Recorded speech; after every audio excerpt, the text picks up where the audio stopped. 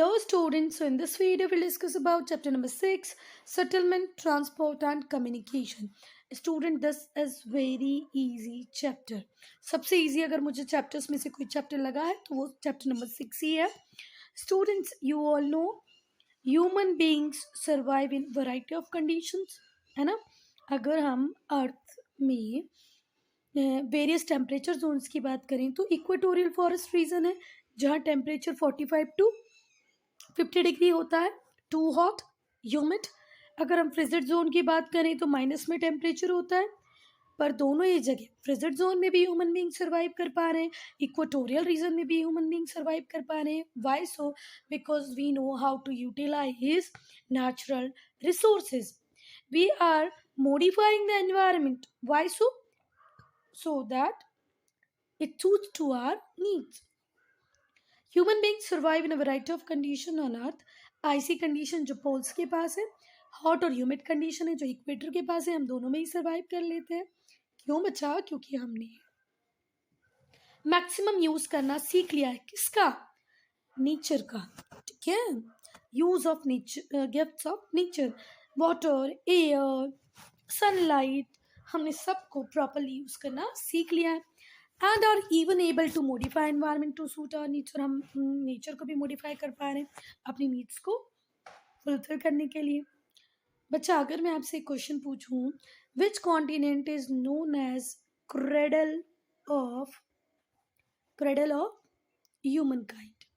Human kind का अगर मैं आपसे पूछूं क्रेडल कौन है तो आप किस कॉन्टिनेंट को बोलेंगे बच्चा? Africa. Which continent is known as cradle of human mean kind.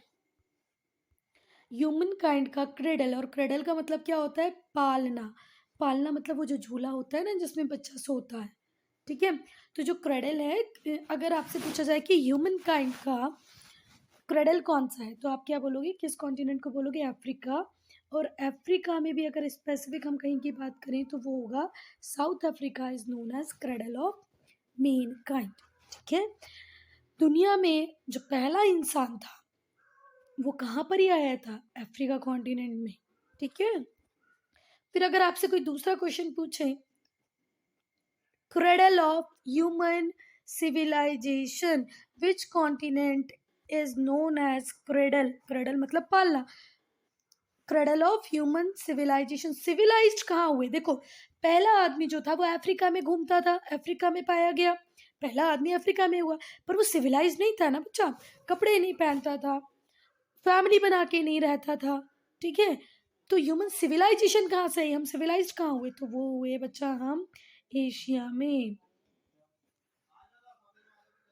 Asia में 3 एंशिएंट सिविलाइजेशन मिलेगी: Indus valley civilization, Mesopotamian civilization plus Chinese civilization. ठीक है, तो cradle of human civilization Asia, cradle of humankind, mankind, पहला इंसान जहाँ है वो है अफ्रीका. बच्चा, जो आज का मॉडर्न मैन है इसके एंसेस्टर आज से 1 से 4 लाख साल पहले, before 1 lakh to 4 lakh years, the first man was there in Africa. और वो कैसा था? नोमैड, एक जगह से दूसरी जगह घूमता रहता था. They move from one place to another, hunting animals and gathering food from environment. वो हंटिंग गैदरिंग करते थे. ओवर टाइम उन्होंने लर्न किया कैसे फूड को ग्रो करते हैं. फिर धीरे से उन्होंने अपने घर बनाए. अब घर बनाए तो उनको फिर मीन्स ऑफ ट्रांसपोर्ट भी ढूंढना था. क्या ढूंढना था बच्चों? Means of transport. This altered the environment in which he lived. और उसने धीरे धीरे अल्टरेशन करना स्टार्ट किए. Farm, houses, road and so on, ये सब आसपास में बना लिया. सो इस लेसन में हम लोग बच्चा मेन मेड कंपोनेंट्स को ही पढ़ेंगे, जैसे settlement, means of transport and communication. Settlement. Now students, what is settlement? When people build homes where few or no people have lived before, such habitation is called settlement.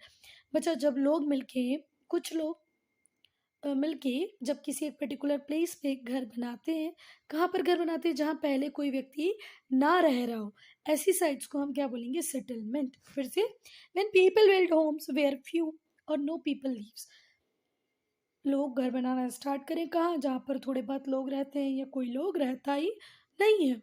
तो उसको आप क्या बोलोगे? Settlement. ठीक है। जो मॉडर्न सेटलमेंट है, मगर आज के हम सेटलमेंट की बात करें तो आज आपको क्या मिलेगा बच्चा मॉडर्न सेटलमेंट में? Buildings, means of transport, communication. Can we survive without roads? Can we survive without mobile phone? No. Can we survive without buildings? No. कि मुंबई दिल्ली जैसे सिटीज़ में तो बच्चा लिविंग एरिया का इतना प्रॉब्लम है कि मल्टी स्टोरीज बिल्डिंग आपको बनानी पड़ेगी। तो roads, buildings and mobile phone, these are the basic feature of modern settlement. Origin कहाँ पर हुआ बच्चा आप सेटलमेंट का? व्हेन मैन वॉज नोमैड, जब मैन नोमैड था तो वो नेचुरल शेल्टर्स में रहता था, जैसे केव्स। केव्स क्या होती है बच्चा? गुफाएं। बड़े बड़े पहाड़ों के बीच में छोटी छोटी गुफाएं होती हैं। ये आपने स्टोरीज में सुनी होंगी, मूवीज में देखी होंगी। ठीक है। किसी ने अगर महाराणा प्रताप सीरियल देखा होगा तो उसमें भी दिखाई हैं केव्स।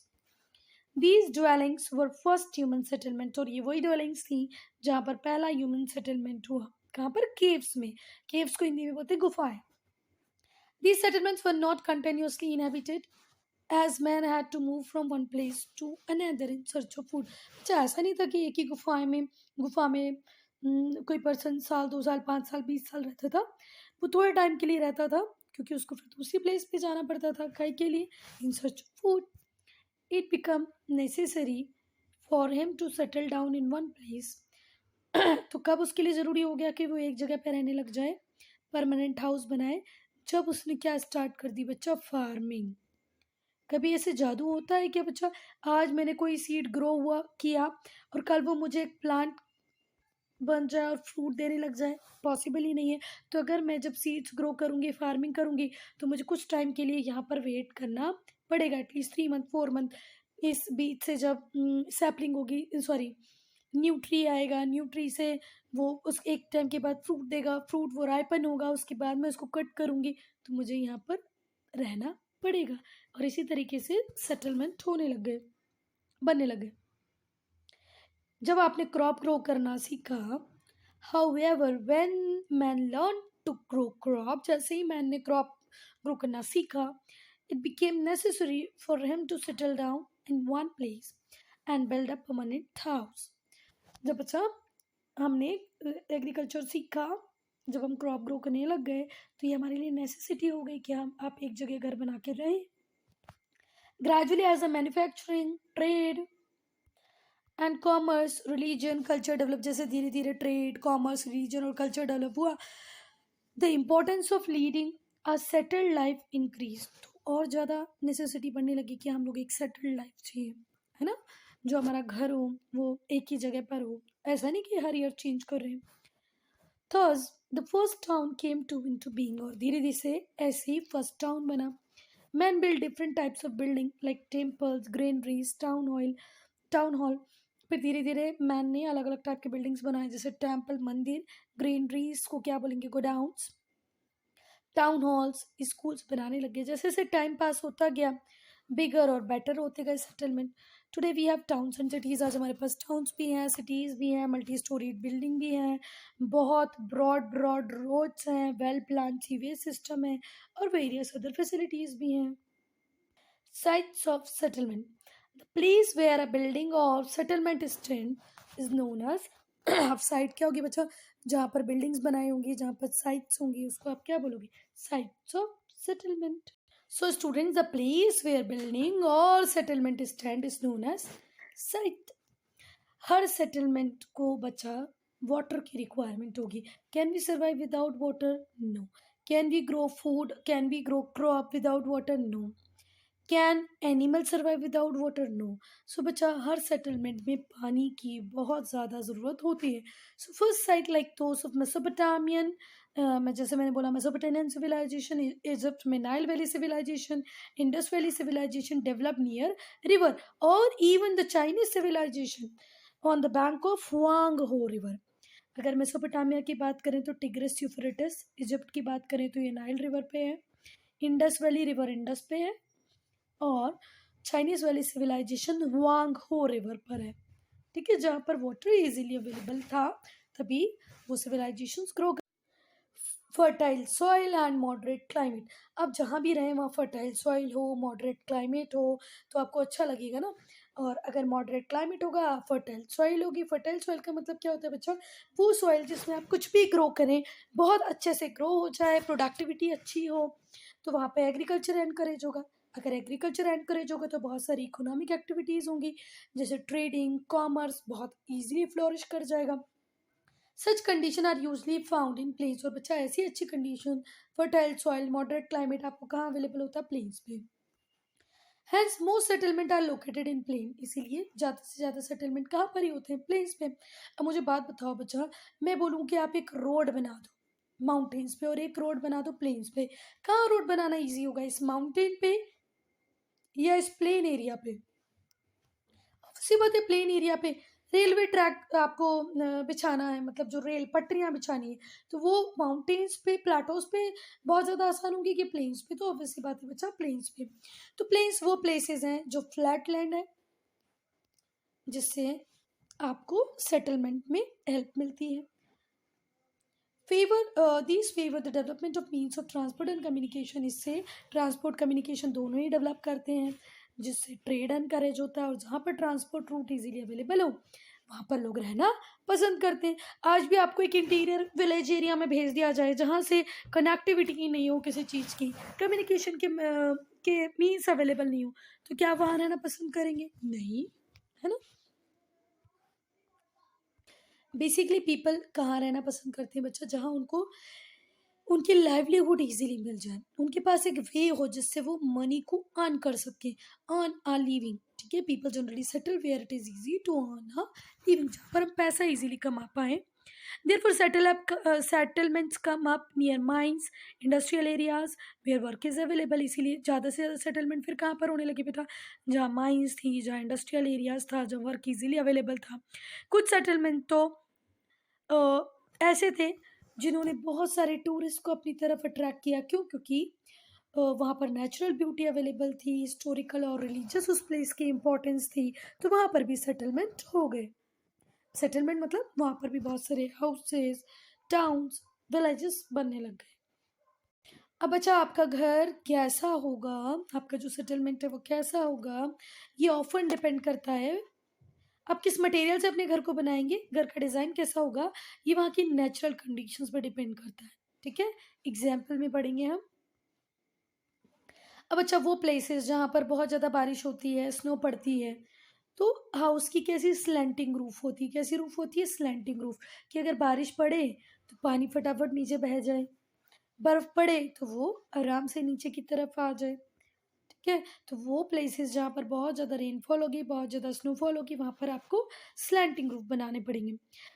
ठीक है, द हाउसेज में बी बिल्ट ऑन स्टिल्ट्स और रेज्ड प्लेटफॉर्म। और कई बार तो बच्चा इतनी ज़्यादा बारिश होती है, या जो आपकी सॉइल है वो कैसी है? थोड़ी सी मडी है, दलदल टाइप की सॉइल है, तो आप पहले ऐसे स्टिल्ट बनाएंगे, फिर उसके ऊपर, स्टिल्ट के ऊपर क्या बनाएंगे? अपना हाउस। तो इसको क्या बोला जाता है बेटा? स्टिल्ट हाउस। समझ में आई बात? पहले आप एक पूरा प्लेटफॉर्म तैयार करते हैं और उस प्लेटफॉर्म के ऊपर फिर क्या बनाते हैं? घर। ये देखो, ये स्टिल्ट हाउस है, दिखा?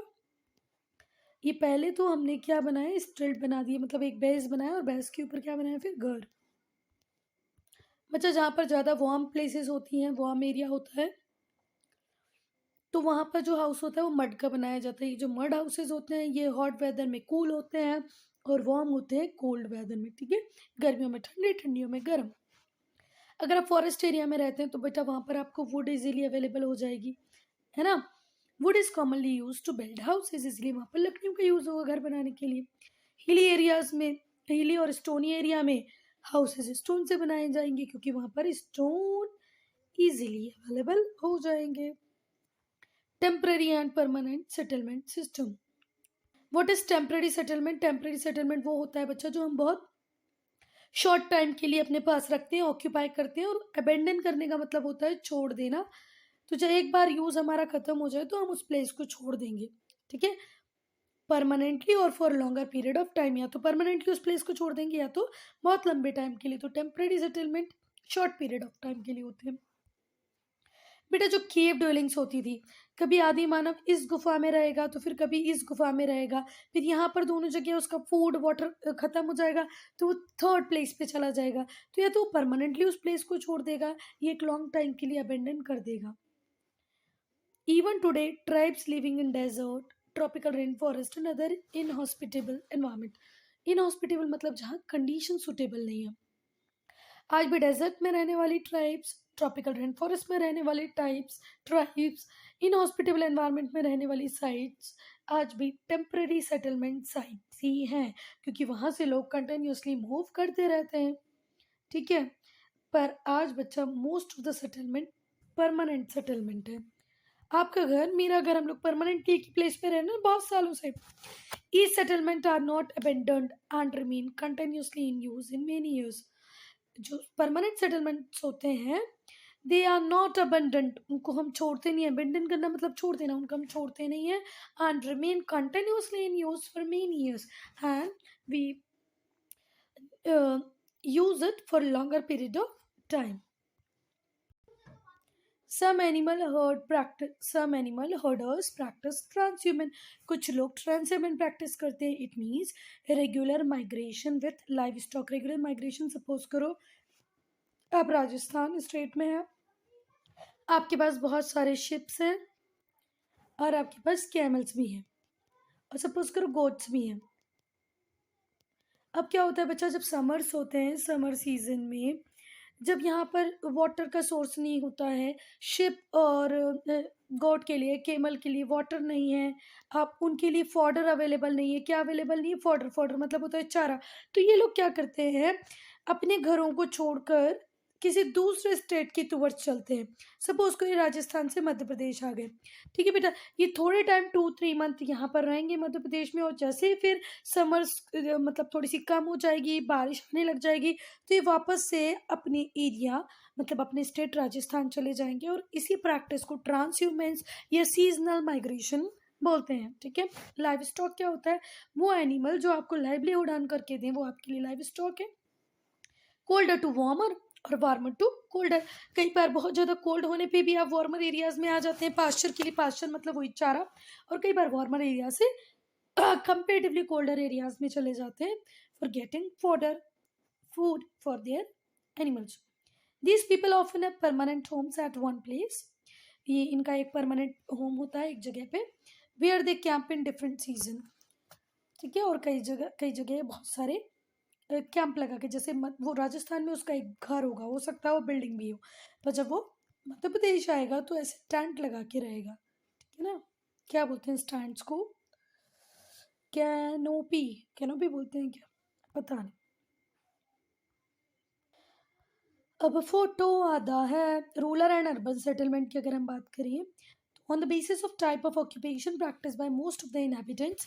अच्छा, जिस भी पर्टिकुलर एरिया में जो मैक्सिमम लोग हैं, जो मैक्सिमम लोगों का जो ऑक्यूपेशन है, उसके उसके अकॉर्डिंग हम रूरल एरियाज और अर्बन एरियाज में उसको कैटेगराइज कर देते हैं। बच्चा, रूरल एरिया आप उस एरिया को बोलोगे जहाँ पर आज भी लोगों की डिपेंडेंस किस पे ज़्यादा होगी बच्चा? एग्रीकल्चर पे ज़्यादा होगी, फिशिंग पे, फॉरेस्ट्री पे। So in rural areas most people are engaged in agriculture, fishing, forestry.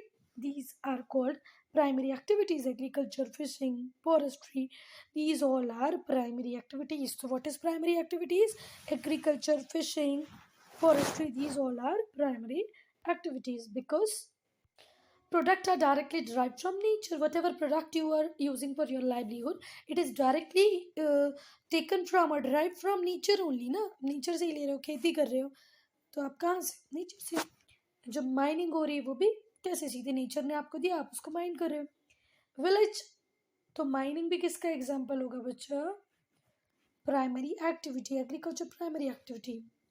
Villages are the example of rural settlement. तो जो विलेजेस हैं वो किसका एग्जाम्पल है? रूरल सेटलमेंट का।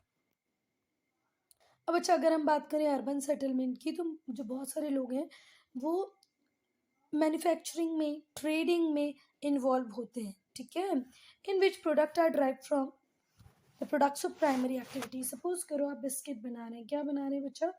बिस्किट। तो बिस्किट के लिए आपको क्या चाहिए? वीट, गेहूँ, वीट फ्लावर। तो वीट कहाँ से आएगा? प्राइमरी सेक्टर से। आपको अगर शुगर चाहिए, शुगर केन चाहिए, किसको बनाने के लिए? शुगर बनाने के लिए। तो शुगर कैन कहाँ से आया? प्राइमरी एक्टिविटी से। प्राइमरी एक्टिविटी से आया शुगर केन से शुगर बनाना। सेकेंडरी एक्टिविटी हो जाती है वीट से बिस्किट बनाना, सेकेंडरी एक्टिविटी हो जाती है।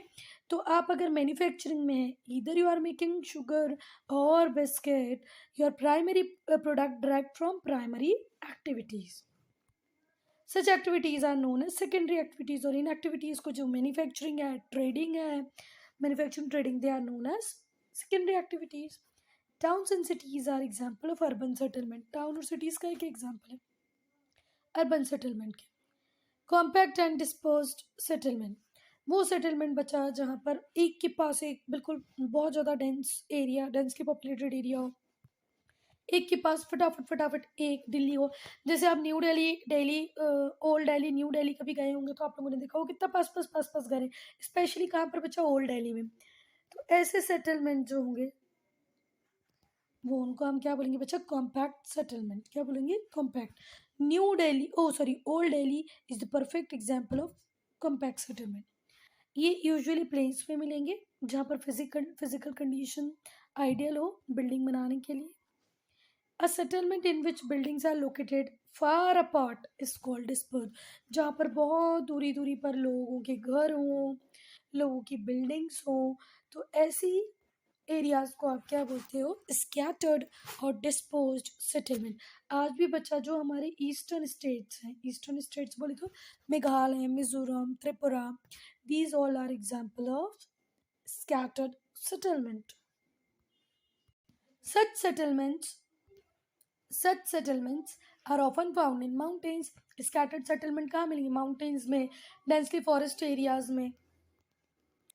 They are also found where farmlands occupy large area, जहाँ पर बड़े बड़े farms एरिया हों, जैसे grasslands of North America, grasslands of Australia. These are also the area where farmlands are huge but settlements are very few. Farmland बड़े बड़े होंगे पर settlement बहुत कम होंगे. So student, I am ending this video here. We'll discuss transport and communication in the next part.